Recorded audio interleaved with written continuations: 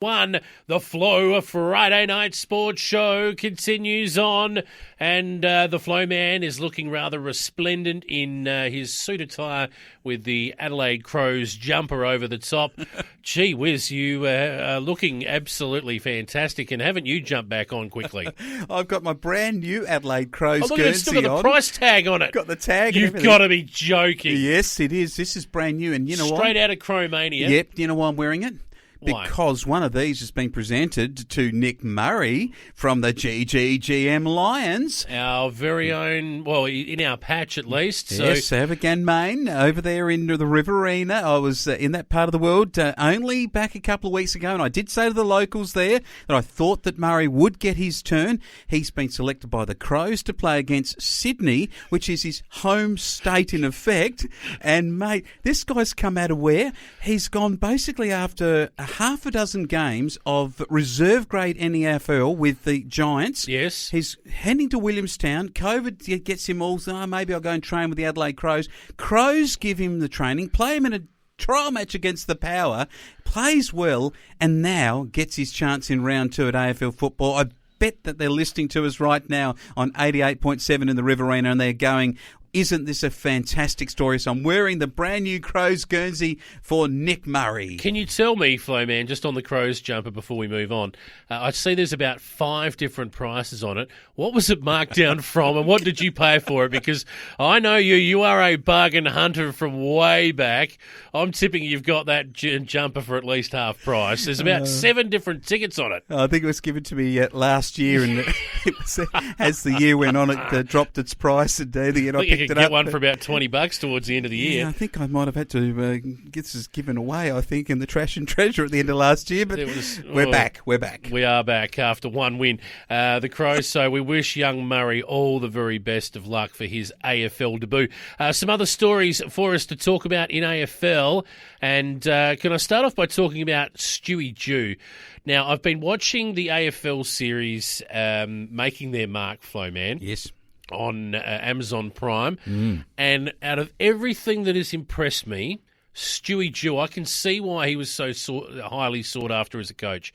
His work with the Suns behind the scenes and the way he speaks to the group, and he is an impressive bloke. And he's come out and said something else rather impressive as well. He doesn't want plaudits, he wants wins. Yes. Now, they were very good last week, the Gold Coast Suns. They lost Matt Rao in the opening 5 minutes of the game, but he's given an interview where he said, no more plaudits, please. We need to be judged on how many games we win, and I think that is very admirable. Yeah, the boy from Kersbrook in the Adelaide Hills, where I was just up the road from where Stewie Dew played a lot of his cricket last weekend at Lobethal. And yes, you're quite right.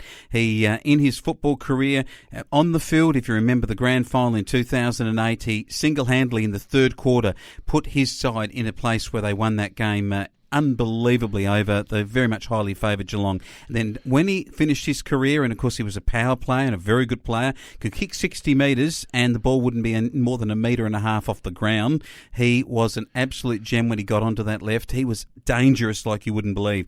Now as a coach, he's simmered down his ways, but he's got the respect of man management is what I call that. Yes. And I do think that the Gold Coast are going to be on the rise this year. They will win a lot of games, and they'll be a surprise winner, including this weekend. I think they can win this weekend for Stewie Dew, and he'll be judged on that. Well, I've actually tipped them this week as well, Flowman, so we've got something in common there. They've got one of the King boys, and the other King brother, and they both impressed me, is back for St Kilda after missing a game last week for getting hit in the head with a golf ball. One of the more unusual ways to miss round 1 action. Yes. And Jones will be back as well. That's Nathan Jones's brother, formerly of the Sydney Swans. He's back in, so that's a couple of important ins. That's Zach Jones. So they'll be looking forward to having them. Also, we should mention, and I talked about Making Your Mark, that series on Amazon Prime, really worth having a look at. And I loved a lot of the behind-the-scenes stuff with Matthew Nix and the Adelaide Crows. We're starting to see Matthew Nix now come to the fore, and his discussion through the week talking about some of the young players that will be running out there. You talked about Murray before, But we can't wait to see if it's Murray or Butts that gets the job on the big Boudoir Franklin, who's back. The big buddy is back. Hasn't played since 2019, Flowman. Oh, and it's been a long time without him. And I tell you what, for Crows fans, they probably wished he wasn't coming back this weekend. But for football in general, it's a great thing. For Sydney and the fact he has that 9-year deal that he's got to honour, and he's still got another year, I think, next year to actually get through. Look, having him out on the field, they say that the Swans rise all across the field when Buddy is out there. He has that drawing, a bit like Tony Lockett, I think, in that context. You know, when it is, there's only one Tony Lockett, there's only one Buddy Franklin, and we're going to see him again, and it's going to be great, hopefully, for the Crows. Jordan Butts, well, I think he will get him.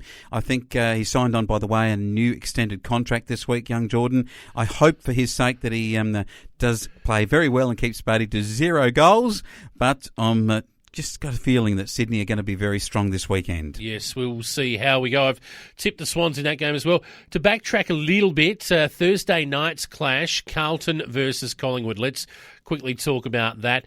It was Collingwood. Now, I tipped Carlton. Did you tip Carlton? Yeah, well, in the tipping, I was driving the car back from Mildura, so I actually didn't get it in, but I would have tipped Carlton, and I thought for a bit when I was listening to the coverage that they were going to come back. It felt like even listening after the early stages that Collingwood were in control. De Goey was magnificent for 4 goals in the first half. He just felt like then that they were going to win. And then Carlton, he felt like in the third quarter that they were going to come home with a wet sail and actually really put some pressure on Nathan Buckley's coaching. It wasn't to be. Collingwood seemed to have the answers, and I thought actually the big man, Cox, I thought he was fantastic. So, in the end, you have to take it. Carlton, 2 losses, honourable losses, says Stuart Dew about Gold Coast. I'm going to say the same for David Teague. They need to win matches and not be honourable. 9th consecutive season that Carlton have gone 0-2 in their season, and I want to make this point. First of all, about the game itself. It's great to see some high-scoring footy back. I love the new man on the mark rule. It is opening the game up. Regardless of what you think about it from a defensive standpoint, we're seeing some attacking footy being able to be played as a result. 11-5 to 8-3 at half-time. Now, It tightened up a little bit after half-time, but that was an exhilarating half of football. I enjoyed watching it.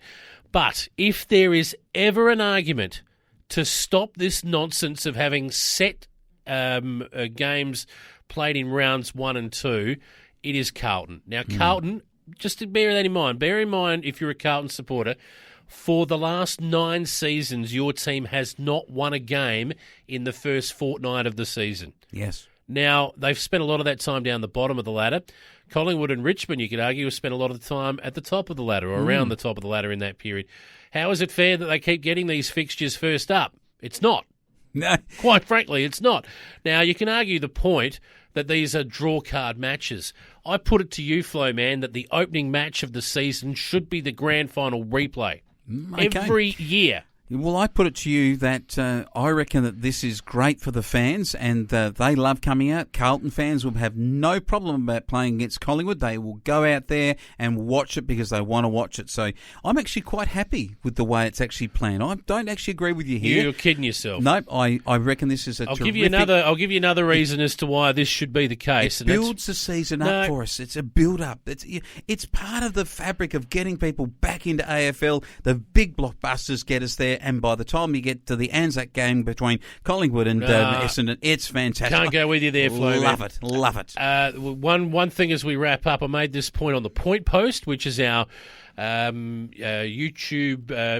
Facebook only. I'll get the name of the platform right, our Facebook only thing. So if you don't like our Facebook page, you should to get the Point Post.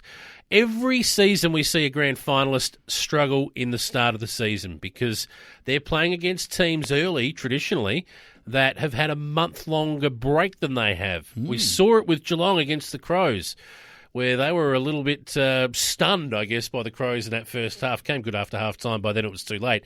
If you get the 2 grand finalists playing each other in round 1, then they've had an identical break. There are no excuses. Yep. You can do the same with all of the finals matchups in that first round. Imagine the blockbuster games you would get if you matched up all of those finals teams who went out in the same week of the finals. It's another good point and another angle. The AFL obviously have got their reasons and probably money and crowds is part of it. But look, the other one is Brisbane. I mean, they were very good and last year lost. Now Geelong and Brisbane could be with Carlton 0-2 at the end of this round of football. They could. Let's leave it there. It's just some talking points here on the Flow Friday Night Sports Show.